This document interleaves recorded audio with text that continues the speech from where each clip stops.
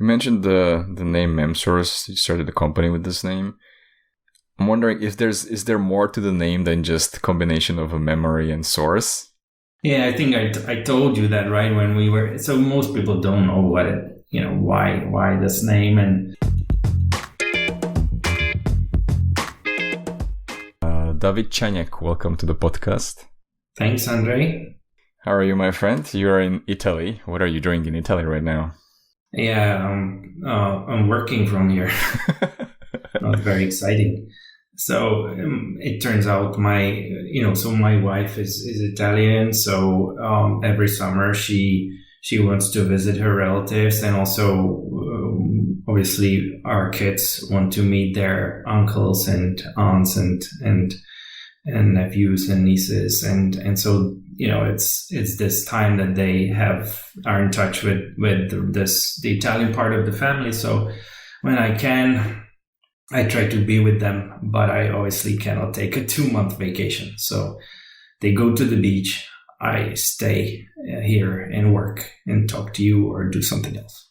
How has your plans changed thanks to the COVID? Is it better now in Europe? Could you have traveled safely? Or did you consider the risks?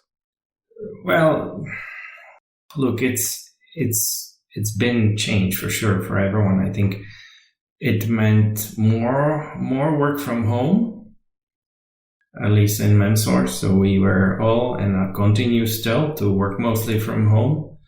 It means it is less important where you work from, but it's equally important how you work, how you deliver.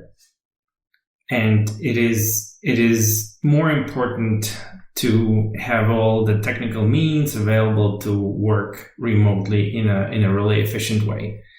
And luckily we were set up for that already, because we allowed people at MemSource, we allowed everyone to work from home 2 days per week pre-COVID.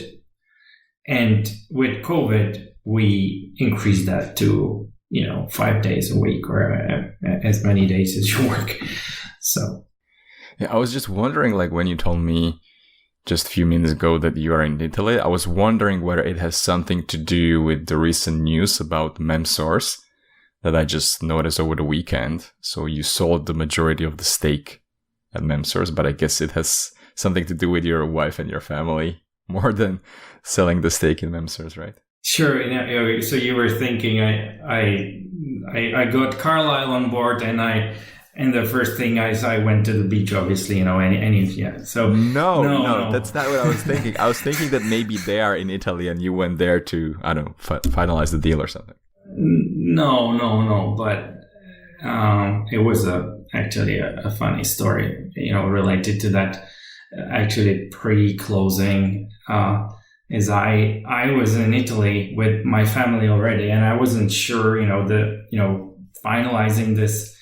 It took still a few days, a couple of weeks, even the 3 weeks maybe, to really finalize everything, and then it stretched to 4 weeks as things kind of obviously take longer than you planned initially, and the plan was probably too ambitious, the 3 weeks. So everything went according to plan, but then I had to go back to Prague to be there on the signing, and I was a little worried actually to make it, because there were no direct flights, or very little direct flights in June between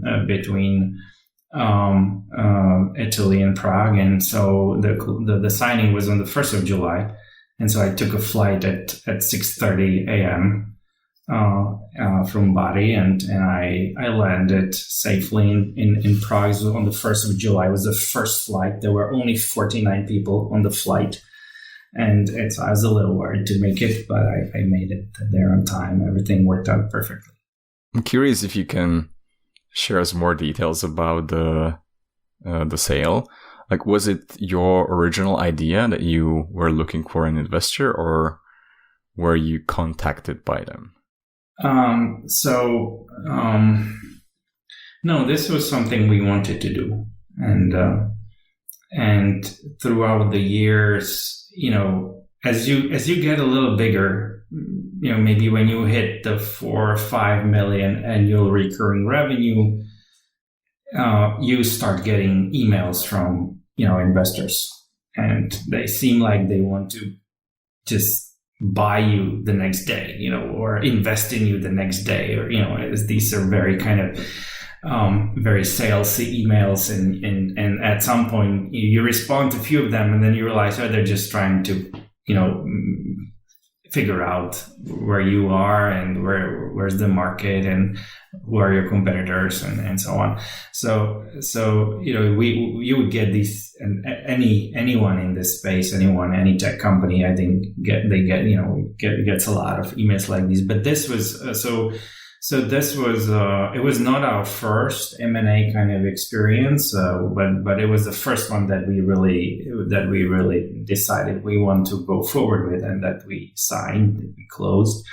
And so it was a process that took almost a year from the first day that we said, okay, we're going to start this process looking for actually a new shareholder for Memsource, and it turned out that a good setup was a majority shareholder. So that's where Memsource is today. I would like to go back to when you had 0 annual recurring revenue, to your very beginnings. When did you start Memsource, and why? So it was in August 2010. So it's almost exactly 10 years. It's going to be 10 years in very soon. So we're in July now. So next in a month from now. And the main reason was that I was in my mid-30s, and I went through a number of jobs. I really liked technology. I liked languages. I studied translation. I never worked as a translator in my adult life. I worked part-time as a student, but I kind of wanted to do something of where I could, take more responsibility, be really and entrepreneurial. So I wanted to start a business. I wanted to, start my company, and this was really the main reason.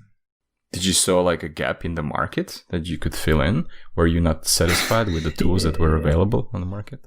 So look, the main, I guess for a lot of people, at least for me, at that time, the main motivator was to start a company. It wasn't like, oh, there's this market gap, I'm going to start Memsource. It was the opposite. So I said, okay, I want to start a company. I want to start something, see if I can do something on my own. And with people I share values and I want to work with, and have a team that you have fun with, and do something interesting. And then I also learned, that was from my previous jobs, where I was, an employee, really. I always liked to actually start a job where I didn't know much about it. I actually was a beginner at that job, because that's most interesting.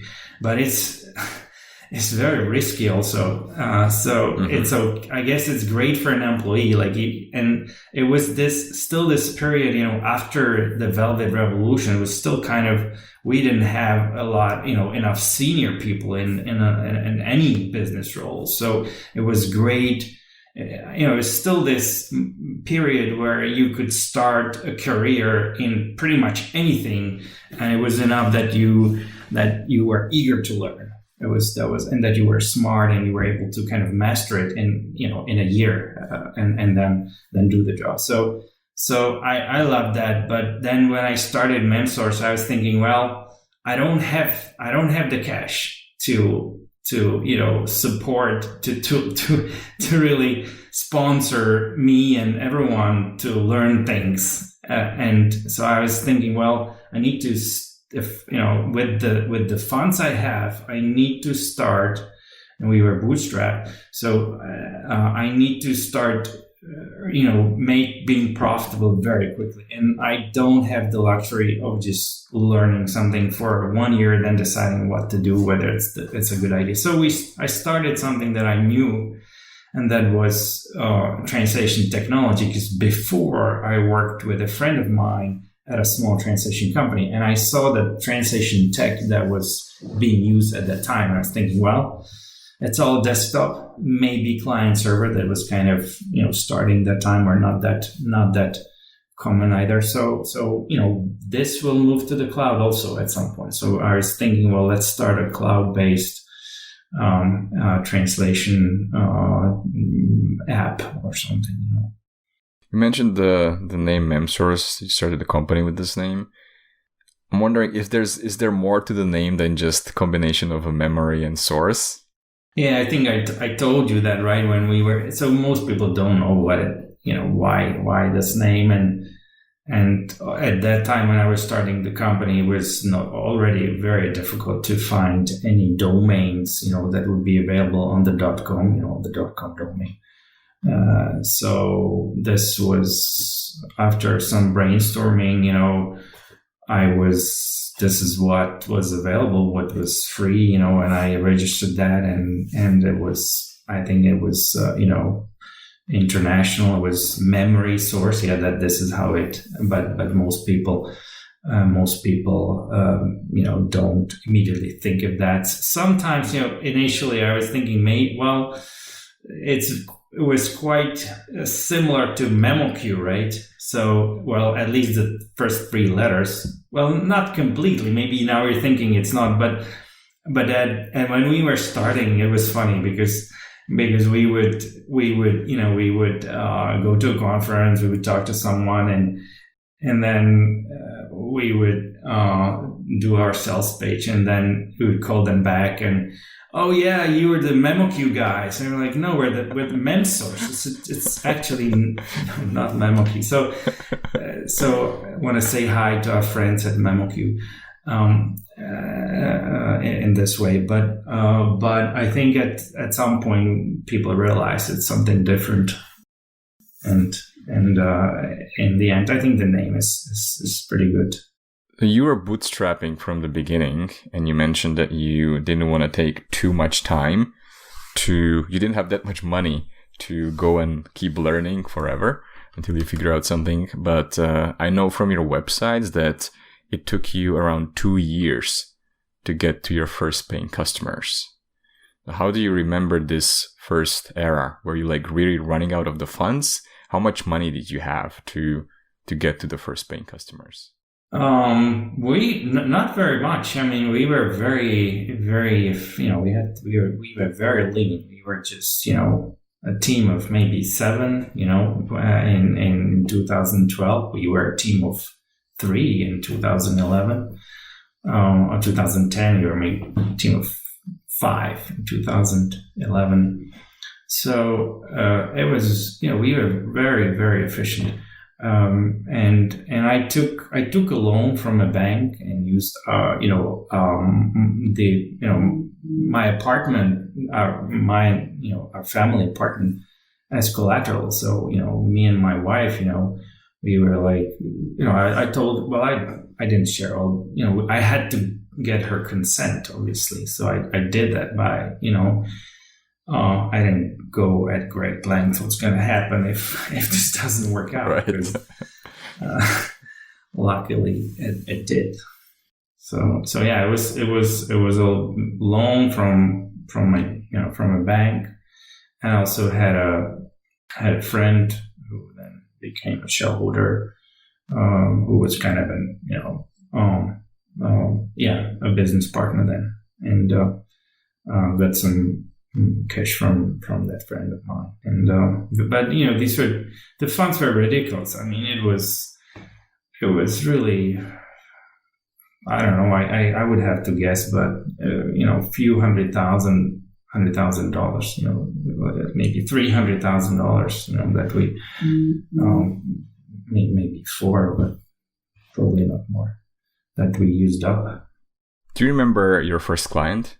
I think I do. I think it was a Russian translation company, and it was our Russian translation company. We had quite a few translation companies as customers, and initially a lot of our first customers were translation companies. And here's a hopefully funny story. Joseph Kubowski, some may know him or not, but he's well known in the localization industry. So, greetings to Joseph and big thanks for everything he did for Memsource. But he spoke a lot of languages. He also spoke Russian, but he couldn't. But I think he learned Russian when he was living with his parents in Russia, because they were, I think, diplomats or something, and he was able to speak, but he wasn't able to read or write. Well, I actually learned Russian at school, and I was able to read and write, but my conversational skills were not great. So when we would have these calls, he would be on Skype, and he would be demoing Memsource, and then he would be speaking, and then sometimes they would write something via the chat feature, and he wouldn't be able to read it because it's in Cyrillic, right? So I would read it for him. So we were, this is how we were kind of attacking the Russian market. I was reading and he was speaking. This was our first customer. That reminds me, I'm not sure if you know, but there's like a Czech or Slovak joke about cops, like why they always go together in two. It's so that like one of them can speak and the other one can take notes. So. Yeah, and there's actually a third one, a third cop that needs to, kind of keep an eye on the two dangerous intellectuals. In the beginnings, were you the one doing the selling? Did you have to learn that? You seem to me like you're more oriented on the tech side. Yeah, so I'm not an engineer. I'm not an engineer by training, and I never really coded a lot. I coded a little bit when I was a kid, but just out of curiosity, and I don't think I would be a great coder, but I think I have. I'm definitely selling. I really like selling. I have to say I've had a few sales roles in my previously, and so there's different ways of selling, and I have my own way, which may be less extrovert than someone else's way of selling, but so I don't think this is something I had to learn, being customer oriented and selling. Is there something you would do differently now if you were starting the company again? Maybe let's say in this era that we are now. Yeah, well, first, would I still start a company? I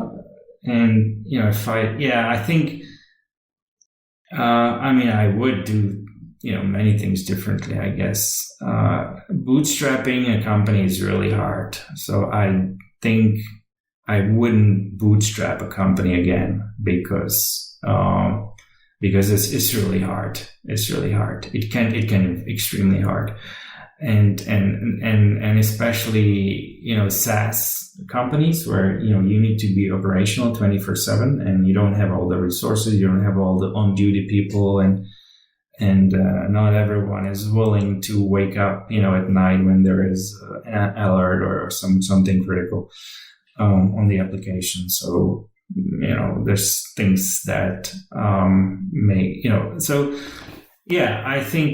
I think if I was to start another business, which is not something I'm still very much involved with Memsource, so I wasn't really thinking about it a lot. No, but there obviously I would do a lot of things differently. So over the years, you have grown to, I think you are at 110 employees right now. Around we have a team of about 110. Yeah. probably going to grow even further, right, with the investment that you just got? It will. I think it will, yeah. Has your vision of the company changed over the years?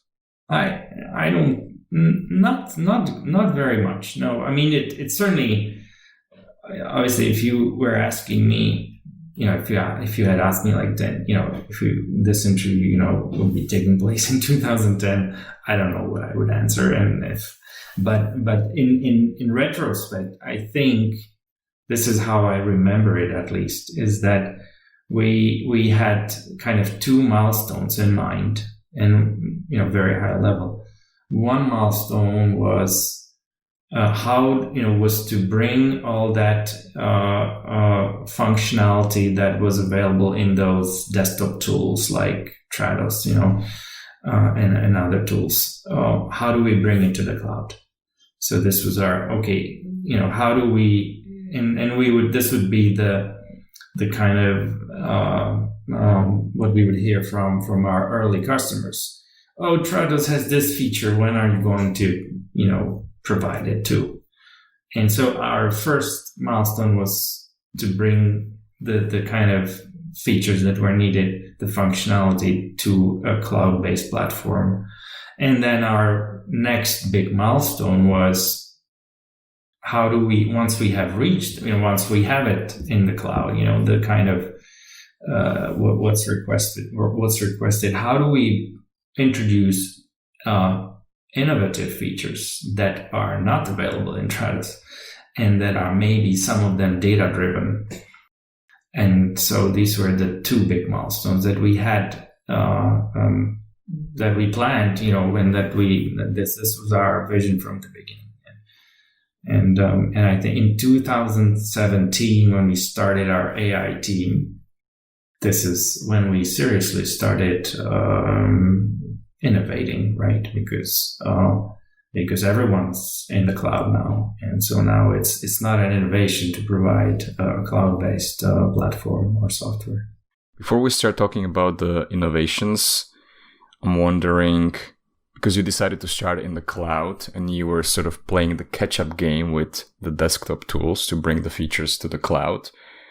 Were you the first cloud TMS solution, and then the others were playing a catch-up with you to bring their features to cloud? No, we were not the first. So I think XTM started before us, also WordBee, and maybe someone else. But so we were not the first for sure. But we were, among the pioneers. The first ones. Yeah. What do you think is what differentiates Memsource from the other TMS tools right now? So, good question. So there's I'm sure a number of things that are different about Memsource. So you may,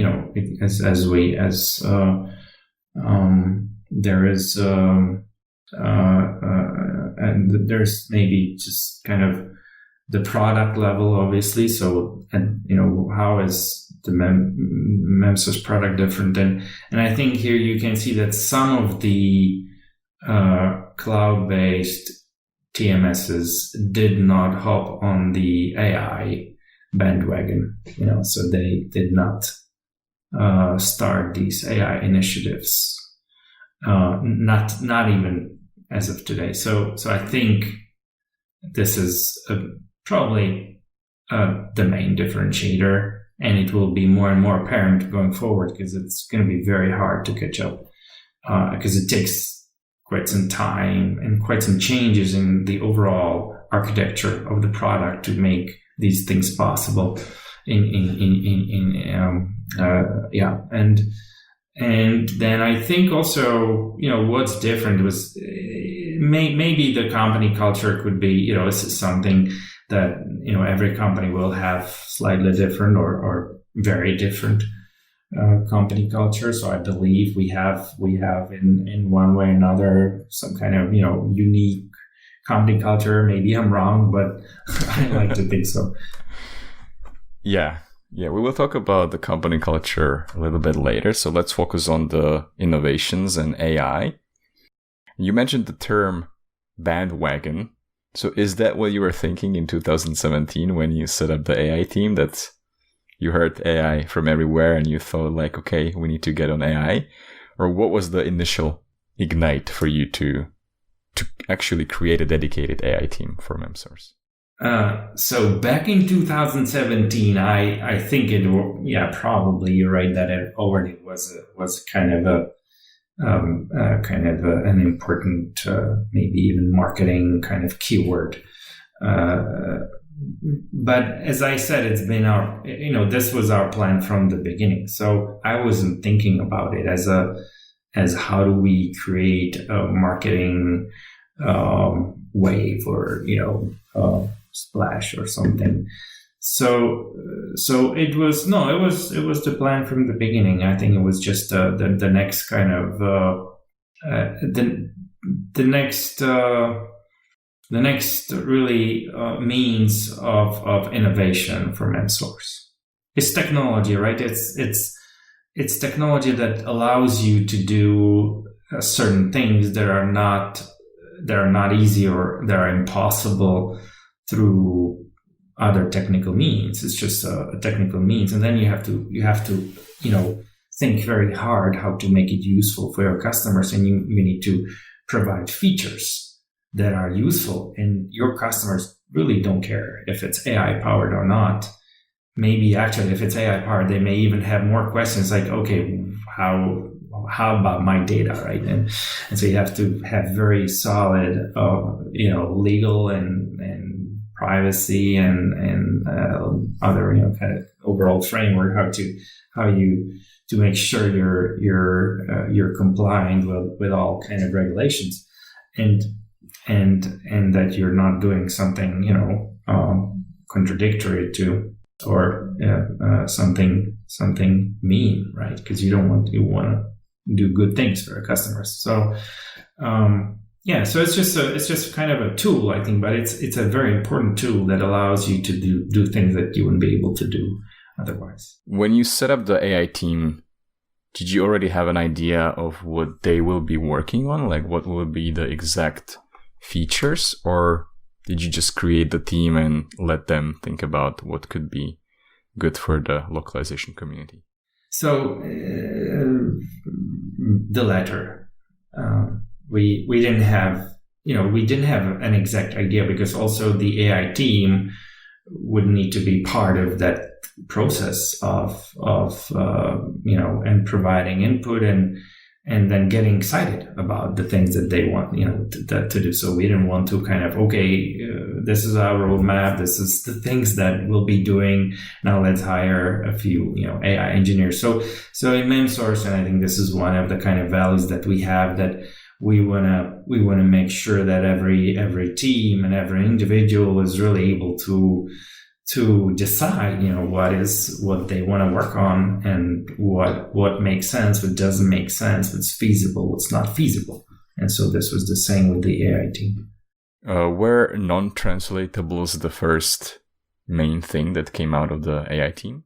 Yeah, this was the first feature. So we were thinking, okay, what is going to be our first feature that is, going to be unique, it needs to be unique, but maybe our first feature shouldn't be like, overly ambitious. It should, we should be able to deliver it relatively quickly. We want to have the results quickly, and we want to, we don't want to tackle the hardest problem that we can think of with our first feature. So it worked out really well. So we saw that actually when we looked at the Memsource, the data in Memsource, we saw that there's quite a bit of segments that are just not translated, and typically these were short segments. They may be a sequence of numbers, some product codes, or brand names, whatever, or a URL, an email address, and that was the segment. And so we so I think it was about 15% of all segments in our data, which seems quite a lot. And actually, it's when you look at the word count, it's much less. It's 4% of the overall word count because these segments are very short. But still, it's something. And so we developed this algorithm that learned, from data, it's trained, it's able to identify segments that don't need to be translated. Full segments here. We're not looking at specific strings of phrases within a segment. So it's just the full segment. Is this segment non-translatable? It doesn't have to be translated. Yes, no. And actually, we also provide some probability scores. So, and we got, by the way, we got this patented in the US. So it's a US patent. So it was indeed unique, and it was this was our first feature in. We probably launched it in 2017, if I'm not mistaken. 2017, beginning of 2018, not sure. But I have to look up. I'm still trying to imagine how the whole process went. Did you start with looking at the data that you already have at Memsource, and then the idea came up? Or how does an idea like this originate? Yeah, I think this is how it came up. We were looking at the data, so it is, it was this process. And I think this is a useful process to make sure that whatever features you develop, they're kind of based on the data of your, in Memsource, because if you develop something that's based on some public data or someone else's data, it will probably it may actually not work for our customers because they have maybe other use cases, and so it's important, to use, and this is important to realize, and I think customers don't always, when you think, oh, you're using my data. Well, if we don't use, your data, it will not work for you because it will be on someone else's data. So this is an interesting, an interesting kind of attribute, of the whole machine learning. How was the adoption by the customers when you first rolled out the feature? Did you have something like a beta launch that you were pitching this feature to some selected customers of yours, or did you just decide to do it and then publicly roll it out for everyone? No, there was definitely a beta, and most of our also our newer AI-powered features. We first launched them as beta, and we try to, this is very much about experimentation, and it's about learning, and you don't get it right the first time, typically, even if you do a lot of testing. I mean, you may get it, and we're trying to, and typically are able to get really good results, but that doesn't mean you don't need to iterate and improve. And I think as we go ahead in this direction, we see that it's very important to work with our customers, very kind of on their use cases, understand how they use those features, learn from them, learn from the actual use cases, and work with them extremely closely. And we have a number of customers, number of proof of concepts that we're running on all those kind of latest features, and it's extremely helpful, and it's really critical to make sure we get this right. At the same time, and this is, I guess, the kind of the product attitude that you have to have is if you get feedback that's not completely, not all positive at first, it should not, it should not discourage you, obviously, because people are conservative naturally, and if there's something new, then they need to, they need some time also to kind of get used to it, and maybe you need to ask them once more after a couple of weeks or a month. What is the first stage where you start interacting with customers about new features, especially when it comes to AI? Do you also involve them in conceptual discussions, or is it only once you have something like real that they can see? So, we have conversations with customers all the time, right? Our tech support team, our sales team, our marketing team, obviously our product team, myself, everyone in the company. It's you never have enough of customer conversations. Obviously, it's a challenge then to make sure you also can process all the information in a meaningful way. But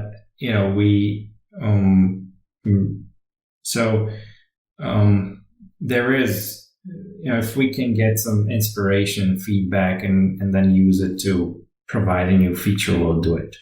I think the next thing that's a significant AI thing that came out of you was the machine translation quality estimate.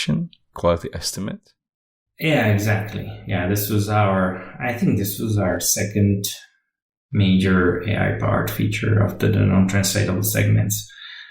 And this was, already more ambitious.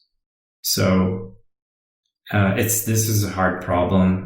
And few companies are trying to solve this problem, and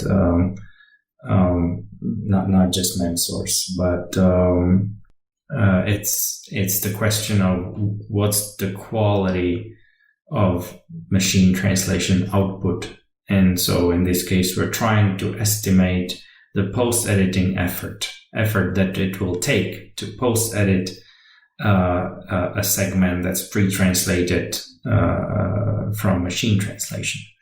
So, do I need to post-edit it a lot, a little bit, or not at all? And it's actually perfect, can go without any post-editing, be published or whatever.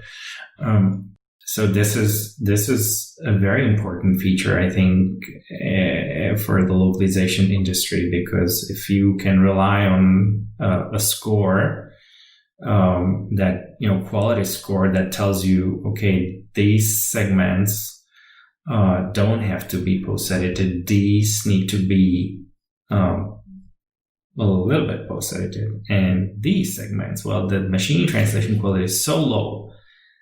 Don't even bother the translator with it, because he or she will just waste their time reading through it. So if we can kind of make these distinctions and make these decisions actually in the workflow, then I think it should make things more efficient, and it should make, I hope, everyone's life easier.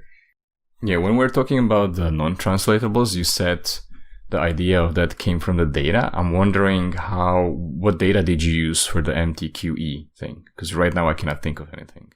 Well, it's mostly it is the data that the Memsource data. So we have a lot of customers that do post editing, right? So when you do post editing, you have the source segment, you have the machine translation output, and then you have the post edited target, and so you have these three, right? And so this is the data. I'm still trying to wrap my head around this. But how does the score come? I don't know if it's like your proprietary information, but how do you estimate it? Is it based on like previous similar strings that were post-edited? Yeah, it's really. I mean, look, you could have a whole kind of technical discussion on this. our engineers and AI kind of researchers, but we basically look at what edits were made, and what was the source, what was the raw empty output, and what was the final kind of post-edited target, and this is the basis for the training. I think I'm getting it now. So when you talk about the score of the machine translation, this reminds me to translation matches, the percentage that we get from the analysis. Do people actually start using this quality score to maybe pay the translators more or less, depending on the quality score? I think it's definitely something that I heard some customers consider this. Then I'm not sure if in the end they implemented something like this or not. I think it could be potentially used. Obviously, there's some things you need to keep in mind, like it's not 100% accurate, right? I mean, just like translation memory matches are not 100% accurate. Sometimes you have a real mistranslation stored in translation memory. So I think it, when you, so I think this is still in evolution. So when we actually launched way early. I think actually in 2011 we launched the post-editing analysis that actually provided you with the post-editing score, but this was not an estimation. This was not before the post-editing took place. This was after the post-editing took place. And so you didn't know until it happened, and you didn't know, this is really low quality MT, let's not even share it with the translator, or this is actually perfect, there's no post editing needed. So you just had to push everything for post editing, and then find out what was post edited, and then you got the score. So this is the difference. And I think it's convenient to know before, and also for pricing, I guess for pricing and budgeting reasons, you want to know what it's going to cost before the post editing. So actually, yes, you can use this for this use case. I didn't think about it until now, but if you think about it, it is very similar to the TM matches, right? Because so far, I think I've only come across having like a fixed rate for post editing. So whatever you post edit, regardless of the quality, you still get paid the same. But if you guys can estimate or anticipate like what is the actually effort that will go into the post editing, it might make sense. Yeah, I think it could make sense, but then I'm not a translation company owner, or I don't want to make I'm not able to make these decisions. But I think it definitely came across a lot of kind of questions and exploration in this area. It's still a relatively new field.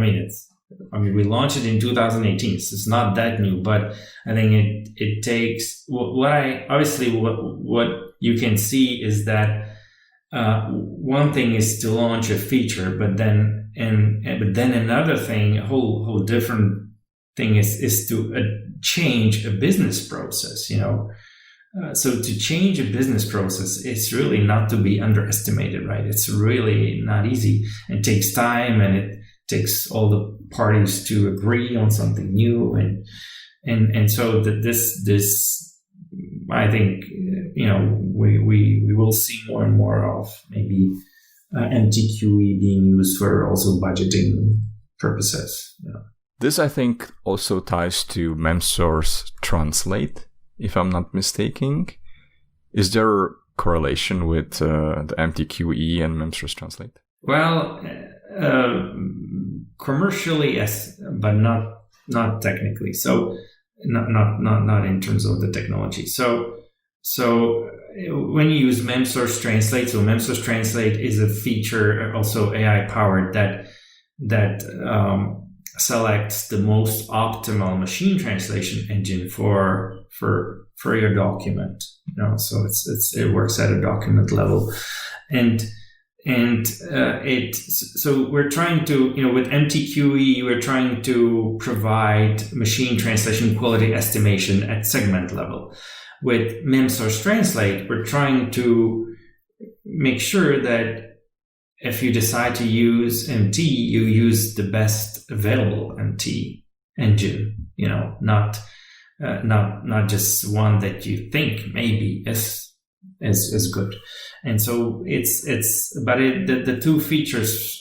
So when you use Memsource Translate, we also, we also activate MTQE for you so that you can use that too. But so it's kind of bundled together, I guess. But in terms of the technology, we don't use MTQE to power the decision making algorithm of Memsource Translate. I see. Yeah, that's where I was wrong. I was thinking that maybe you first do the MTQE using different engines, and based on the accumulative score of all the strings, you select the engine. But you said it's based on the document level. So what is the logic behind how does the AI select the right engine based on the document? What does it analyze? Yeah, so look, if you could do that, you could use MTQE, and MTQE is also available via API. So you could have this. You could use this in this way, and you could test different MT engines and kind of look at the quality scores and kind of in an aggregate way, and which and then decide which MT engine works best for that specific document. So you could do that, but obviously the downside is that it will be a little bit costly if you want to run it against 10 empty engines or something, right? So it's going to get a little costly at some point. And so Memsource Translate is not doing this in this way. And again, Memsource Translate is powered by data. So, it is again, powered by the data in Memsource, and there are three. Our newest version of Memsource Translate makes the decision based on three inputs or three elements. It's the source language, it's the target language, and it's the domain of the document in question. So the domain could be, automotive, life sciences, healthcare, whatever.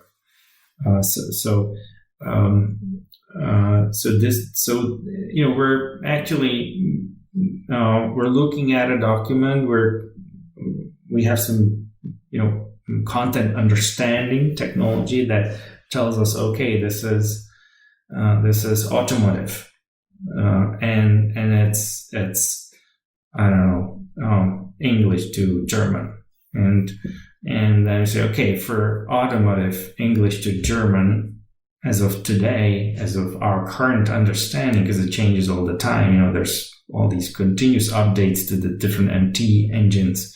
They're getting improved all the time. So as of today, as of now, this is the optimal engine, and it will be that this engine will be used.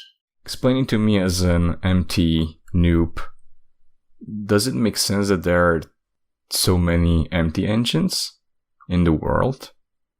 Like, do they serve a specific purpose?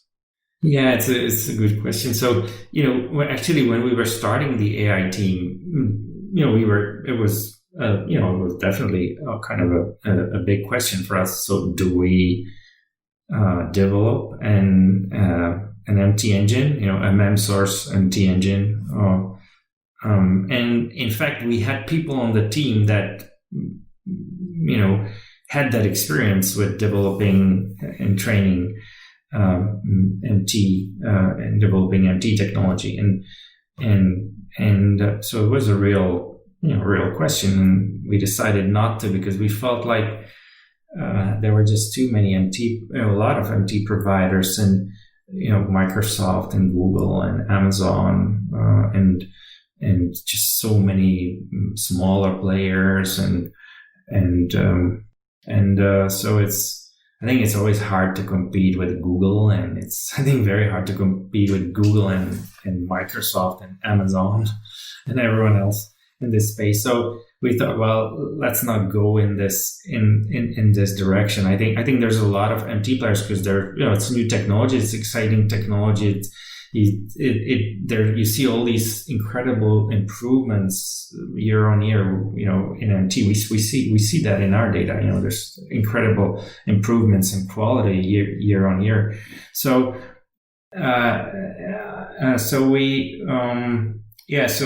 So I agree. There's a lot, but many of the MT providers maybe focus on specific language pairs. Maybe you have some maybe Japanese MT providers that are really really good at Japanese to English, or English to Japanese, and then you have.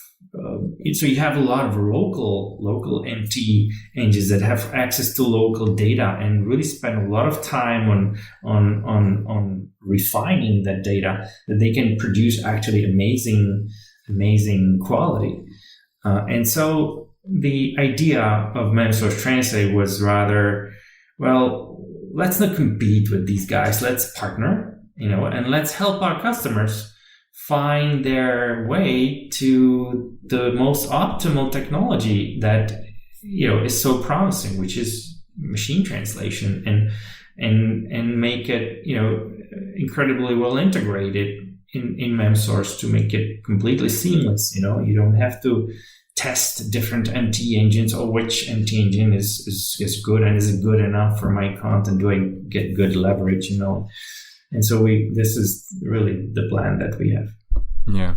I think it's really smart. I'm not sure if I can paraphrase this in English, but our Czech proverb is that if there's a gold rush, you should be selling the pickaxes and shovels instead of going to look for gold. So I think that's what you guys are doing, and I really like it. It's a smart idea.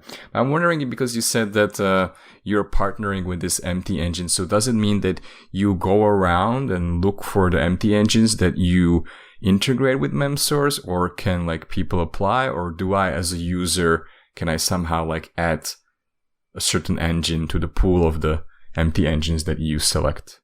Yeah, it's a good question. So look, when we launched this feature, we had just we started with just Google and Microsoft, as the two engines that were available, and we were just picking out between the two. That was early on. We added more engines, more generic engines. So you have Amazon, you have others.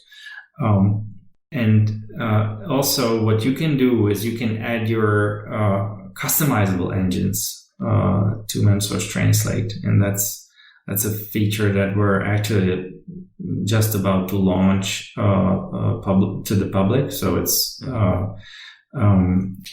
available to a few customers already, but there'll be general release I think mid-July, so pretty much as we speak.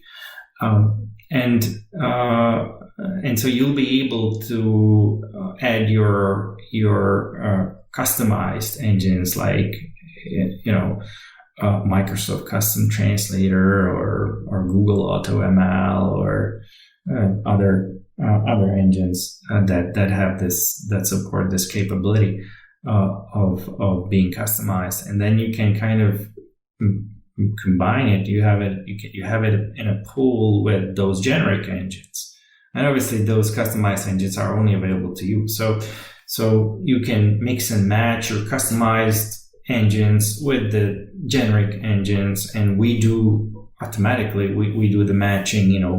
Which engine is optimal for your content. If you want, you can also decide not to use some engines at all. Some generic engines maybe you don't like a specific engine for whatever reasons, business policy or something, and or you can also set some additional rules, that for which language pairs you want to use those customized engines.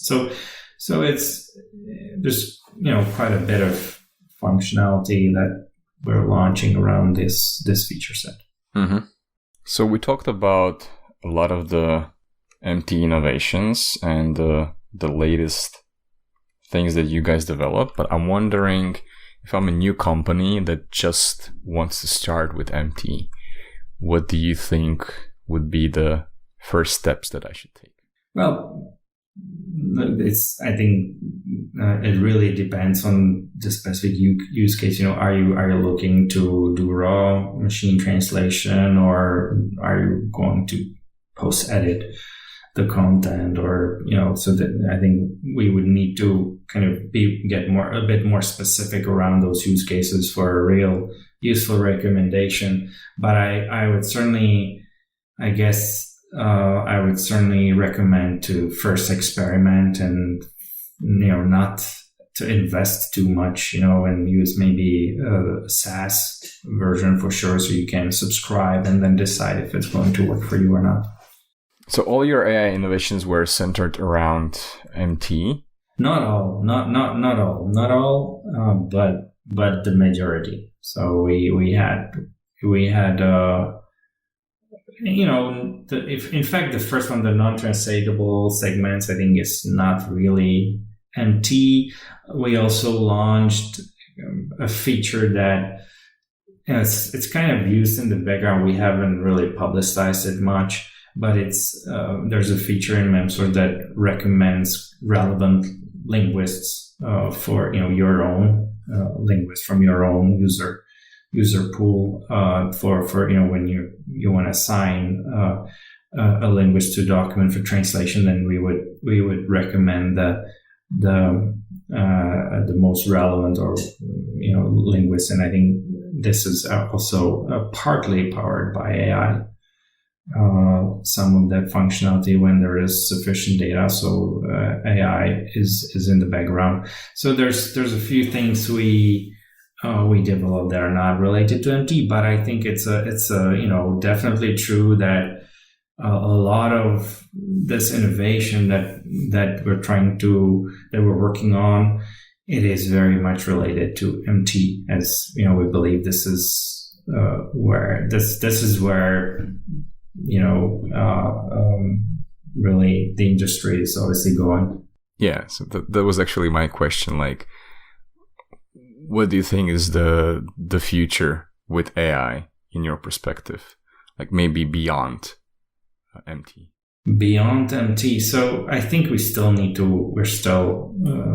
don't know what's beyond MT. I think I think there's still a lot of work on the actual MT technology, and you can see all these big tech players and a number of smaller players, niche players, investing heavily into improving the core technology, really. And I think smaller providers are, also it's tough. Yeah, they also need to invest a lot into scalability. So one thing is to get the MT quality, the linguistic quality, to a certain level. But then another is to make sure it works under load, and that if we integrate it, that it can really support the traffic and the word volumes. And it's not always the case. So there's a lot of work on MT still. But I think there's also very much a lot of work to automate the whole all the workflow around MT, the training, the quality estimation, right?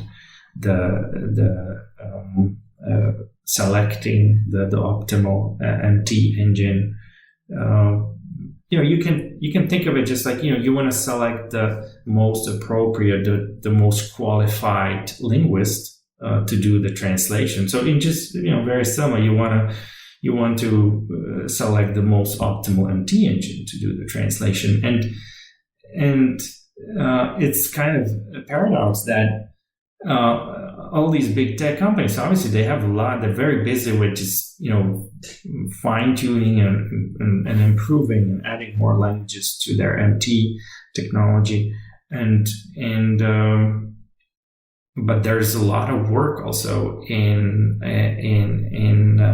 making sure that MT works in the localization ecosystem. There's a lot of work, and to make it really useful for enterprise customers, to make sure that when machine translation is used in an enterprise context, that it really meets the kind of enterprise grade quality requirements. And I think that's one thing. Another thing is you don't want to turn your localization team into project managers of MT and, setting up MT engines, customizing MT engines, figuring out why this data set doesn't load into the, MT system for it to be customized. There's just tons of manual tasks around MT currently to make it useful. So you have this paradox of this incredible,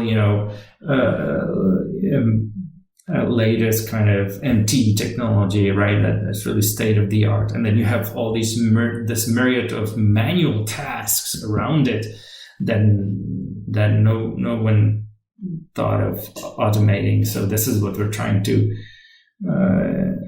tackle, and this is I think that the kind of next milestone that we have to make it completely seamless. To use Memsource, you don't have to worry a lot about which MT engine, how to train it.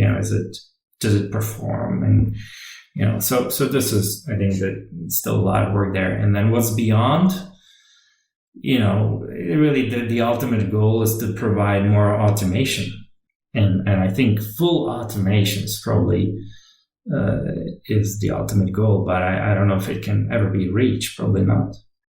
So let's talk about the second differentiation of Memsource that you mentioned. So we will part away from the technology for a while. So let's talk about company culture. I'm wondering, company culture is such a fancy word, especially recently. Did you think about company culture when you started the company, or was it just like, these are a bunch of friends that I like to work with and let's create something? No, this was definitely one of the main drivers for starting the company. So I wanted to start a company and work in a company where I had some influence on the company culture, so that, maybe, because I think the trouble with being an employee is that you don't have the control about certain things, and maybe you have, a great boss, and this is how you get hired, and then that person leaves, and then you have another boss, and maybe that person is just completely different, and so I felt like if I that Memsource should be should be a place where people share these values that I share. And it's not for everyone. I think, I'm not saying Memsource is perfect for everyone, but I think it's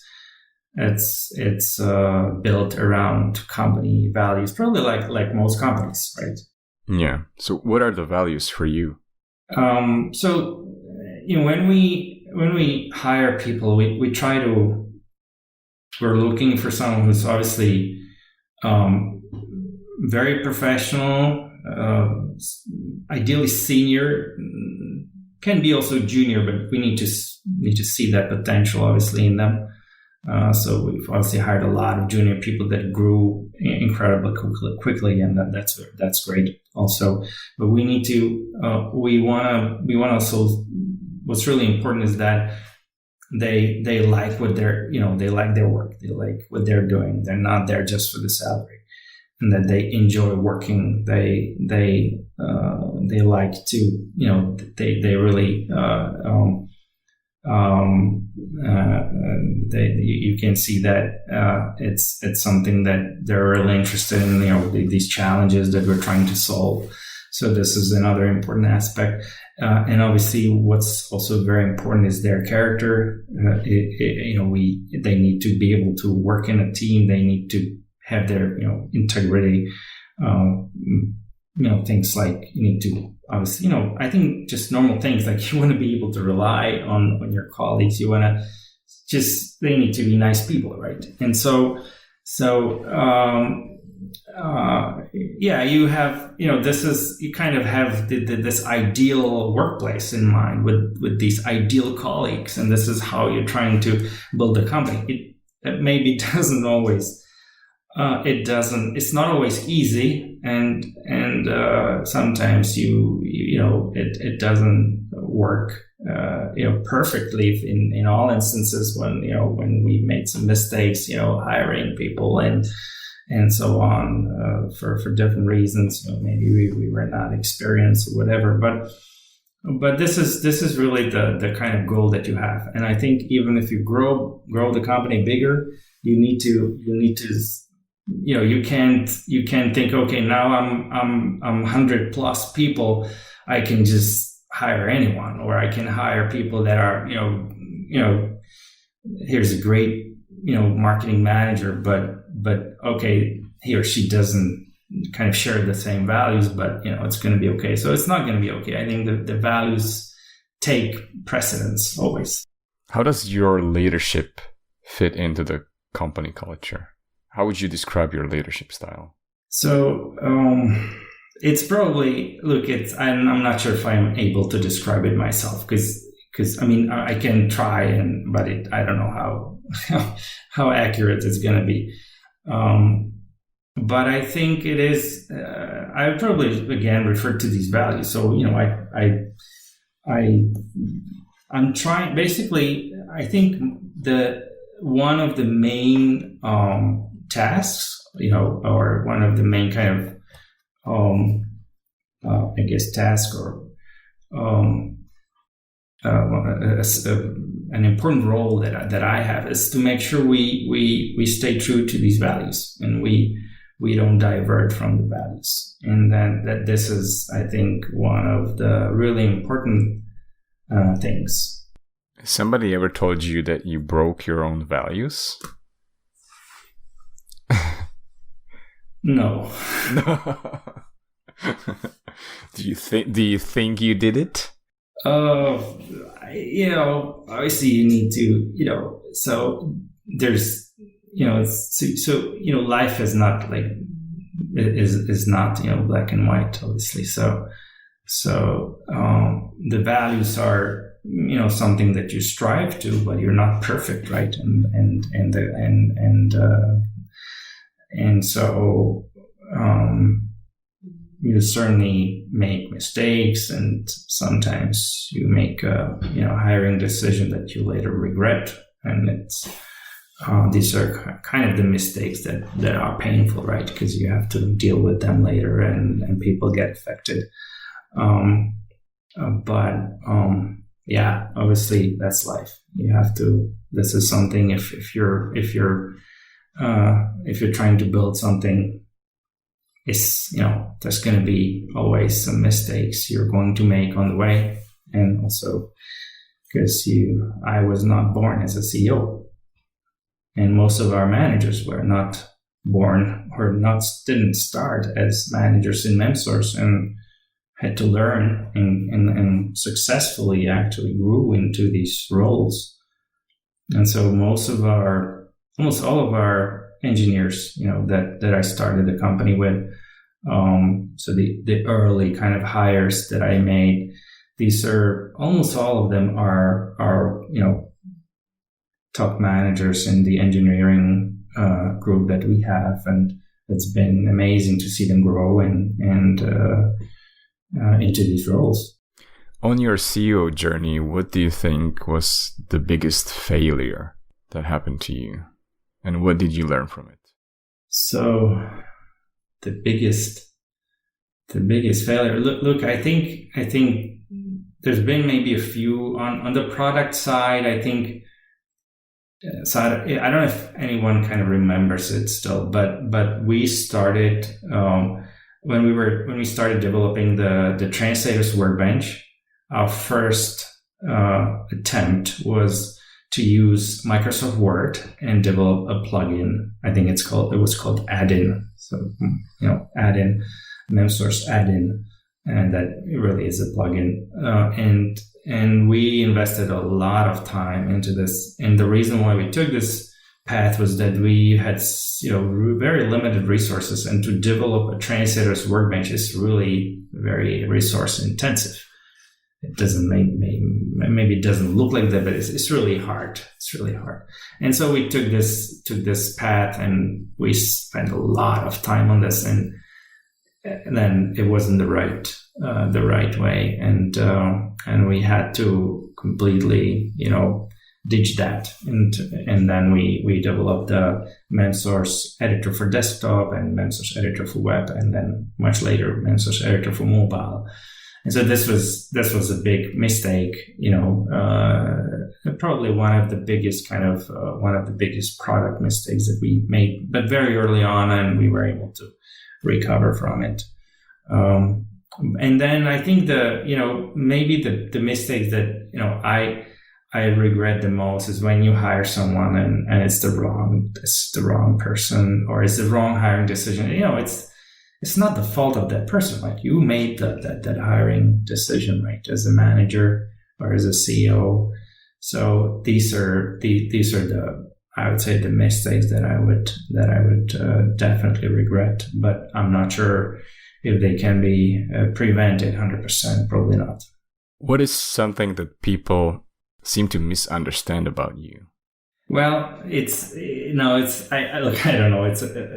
But there's one thing that I can remember, and again, it's kind of tied to our very early years when I was. I would go to all these localization industry shows, right, all around the world, and I would go with Joseph Kubowski, who I mentioned earlier, who was really the first sales person in Memsource.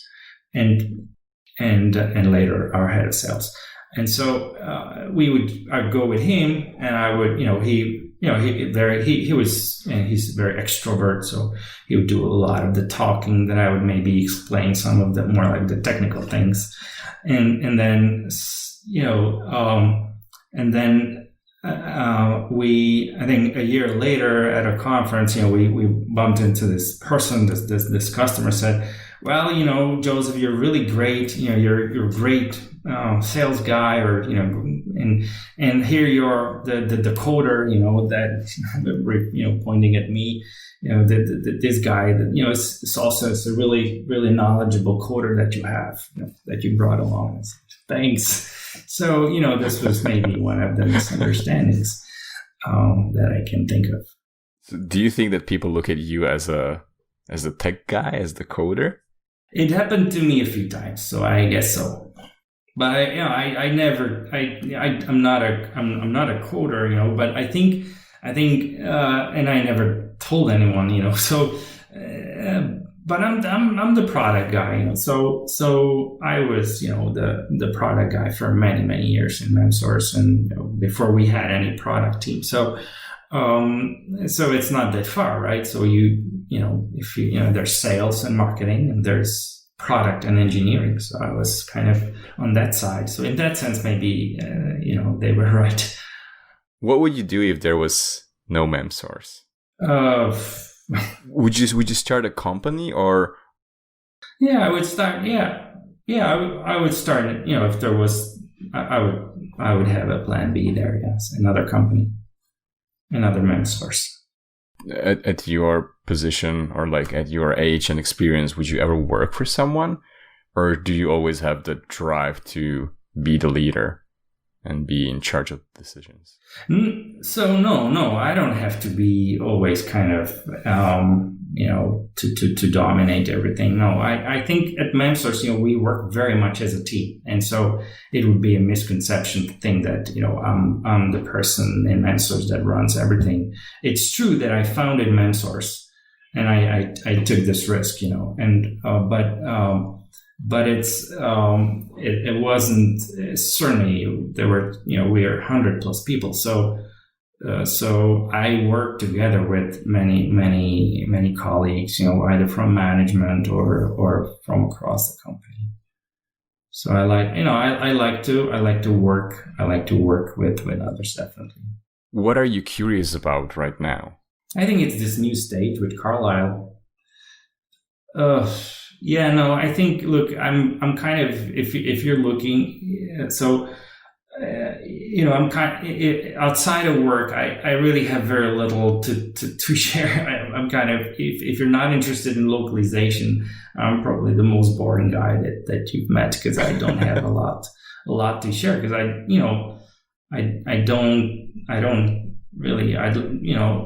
sure that, there's going to be time when I'm going to be doing other things too, but right now it's very much focused on what we're doing at Memsource, and it's very exciting. And and that's not only what I'm doing. Like I said, I definitely, my family is very important to me, and my kids and my wife and everything. But obviously that's not the topic of this conversation. But it's and in fact, I can hear my kids are just getting back now. So you may hear some background noise. Yeah, so you mentioned the Carlyle group, right? That you're curious about. Yeah. Are you expecting changes within how the company is running, or did you talk about some plan together, or are they going to be more of a passive shareholder? So the Carlyle group is a majority shareholder, but I remain and except for one of the previous Memsource shareholders, everyone remains on board, and remains in management, remains a shareholder. So the Carlyle group is not gonna manage Memsource, right? So that needs to be the management, and so there's not gonna be obviously, time will tell, but right now the plan is to kind of to continue what we're doing, just doing it maybe even better if and accelerate certain things. And certainly, what I want to, what's really important is that we add more senior talent. So really, if anyone is listening, we're hiring and for sales and marketing especially. We need to, I as a CEO, I worked as almost like, in all these roles and wearing these different hats, head of sales, head of marketing, head of product. Well, luckily we have now a chief product officer. We have a chief marketing officer starting very soon. But there's, I need more help from others. So we need more leadership bandwidth, definitely. Yeah, I still have it on my backlog to create some videos about Memsource now that you guys gave me the academic edition. So that's going to do something. What do you think is wrong with our industry? Nothing. You're the first person to say that. I think there's there must be something wrong about us, right? I don't know, why should we be so hard on us? I think we have a very, I think we have, we're living, this really exciting period for localization, very exciting times, with a lot of innovation. Sometimes, we have these, obviously it's an industry where you have the linguists that do the work, really, right? The translation work and other linguistic work. You have the LSPs that sometimes are hard on the linguists, and then you have the enterprise customers that are sometimes hard on the LSPs. So I think, and on us also, right? And LSPs are hard on us, and linguists are hard on us also, because we maybe we're not their most favorite tool, for some of them, although we're trying really hard. So I think sometimes it's maybe a little bit too kind of confrontational, and I think we could maybe learn how to work more together, because the industry is growing. I mean, it's not like we have, the industry is growing. We should be able to share more, even with all this innovation and automation. I think there's going to be enough work for everyone and for, all the kind of experts that we have. And I don't think this work will be disappearing. So there's just more and more content for localization. So I think we're trying to deal with that increasing amount of content. Everything is moving digital, and so this is what we're dealing with. We're not trying to get people out of work. I think this is important to say. What are the things you changed your mind about? Maybe not even like during your MemSource, but let's say maybe compared to when you were younger, like some hardcore fundamental things about the way you viewed the life. Yeah, so I think just like anyone, people change as they get older. You maybe you're kind of less radical. You learn that sometimes there's different ways of how to say things, right? So that you can say them in a way that insults everyone, even though you think you're right. It's not going to help. So I think you at least, you try to be more kind of, maybe not diplomatic, but really, really be more constructive, be more kind of team oriented. And I think this is the kind of development that I saw with, at least with me, and trying to work on that a little bit. Are there any absurd or stupid things that you do still, even after your development? Yeah, I'm sure. Can you think of anything specific? Yeah, I think I still like to, I'm still kind of this perfectionist guy right now. So yeah, I still like to, have, I still like to make sure everything is pretty much, perfect, as I would like to have it. But, and then I try to maybe comment on things internally that I then realize I don't really fully understand. And I think, this, so I